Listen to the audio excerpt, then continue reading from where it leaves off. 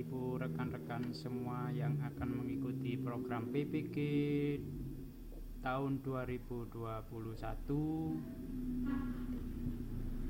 Perkenalkan, saya akan memberi gambaran singkat sedikit tentang PPG tahun 2020 yang sudah saya lalui. Saya mulai dari yang paling mudah dulu, yang mungkin ini Bapak Ibu semua akan membuka akun SIM PPG masing-masing, SIM GPO yang di portal Kitika ya. Setelah login nanti Bapak Ibu akan menemui tulisan semacam ini, kelas LMS, bukan lemes nih. Nah ini nanti yang harus Bapak Ibu klik. Nah setelah diklik, ini sudah saya siapkan biar cepat. Karena saya sudah mengikuti sampai akhir, berarti semua kelas sudah ditutup. Di sini ada F1 sampai F8, nanti jumlahnya ada F9 ya. Teknisnya seperti ini.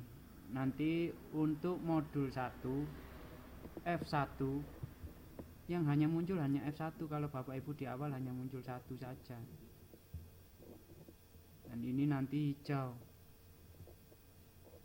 Kalau satu modul itu semua sudah terselesaikan, nah modul itu isinya apa?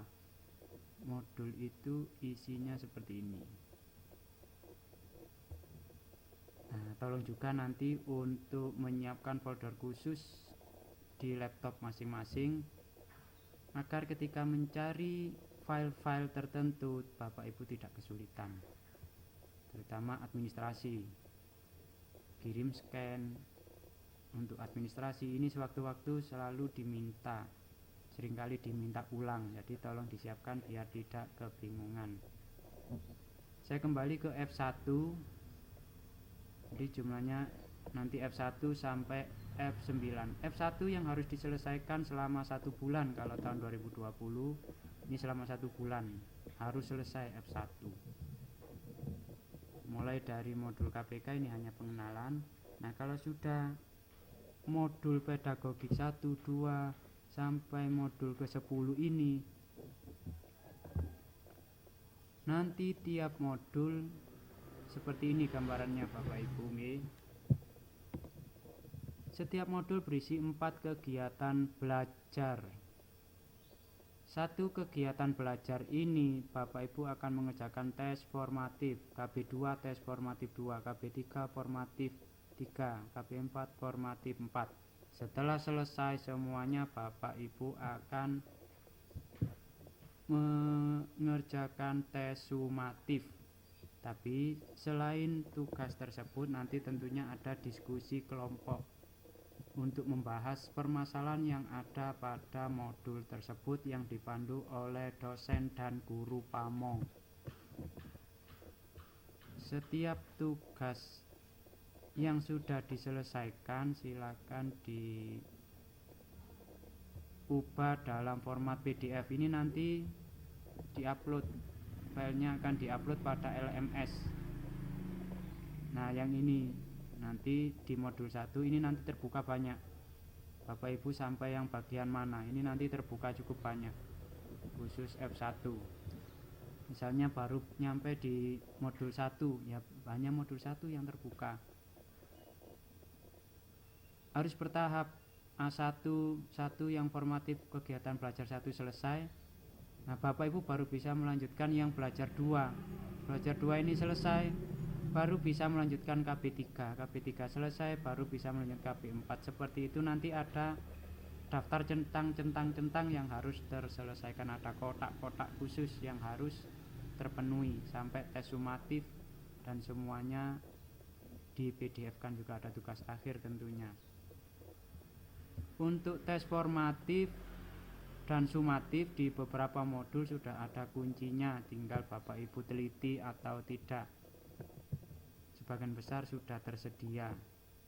Kalau memang kebingungan silakan bisa tanya ke Mbak Google, ini cukup banyak tersedia. modul 1 selesai, semua tugas sudah diupload, baru bisa lanjut ke modul 2. Sama, terdiri dari 4 KB, 4 formatif dan 1 sumatif. Ada diskusi, refleksi, dan tugas akhir. Terpenuhi sampai modul 3, 4, 5, sampai modul terakhir 10 terpenuhi, baru Bapak Ibu nanti akan menemukan yang namanya F2. F1 selesai, F2 akan muncul dan Bapak Ibu bisa klik di bagian ini. Punya saya sudah tertutup, jadi nggak bisa dibuka. Di bagian ini nanti muncul F2. F2 modul pedagogik 2. Oh maaf ya, bukan modul pedagogik 2. F2 ini yang modul 2. Pengembangan RPP. Ini saya tutup dulu. Nah, setelah F1 selesai, lanjut ke F2. Nah, di sini Bapak Ibu akan membuat perangkat pembelajaran mulai RPP, bahan ajar, LKPD, media, evaluasi, video, review, dan 9 RPP yang akan dibuat. Ini tentunya kebijakan LPTK masing-masing. Kalau kemarin saya diminta 9 macam RPP lengkap beserta perangkatnya.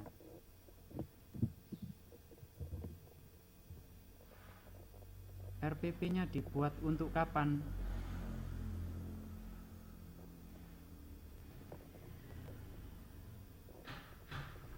RPP-nya tentunya tidak asal buat, karena RPP ini nanti digunakan untuk F5, 6, 7, 8, yaitu PPL. PPL-nya sebanyak 3 kali. Itu kenapa RPP-nya ada 3 macam, yaitu kelas rendah 2, tidak boleh kelas 1, kelas tingginya 1, tidak boleh kelas 6. Jadi jadwal disesuaikan nanti dengan jadwal PPL. Jadi Bapak Ibu tidak bisa menggunakan RPP tertanggal sekarang. Nah, tergantung nanti jadwal yang diberikan oleh LPTK, PPL-nya kapan, yaitu kurang lebih dirancang RPP untuk saat-saat yang sudah terjadwal, atau mungkin bisa dikondisikan dari LPTK masing-masing. Tentunya nanti ada pemberitahuan untuk pengembangan RPP.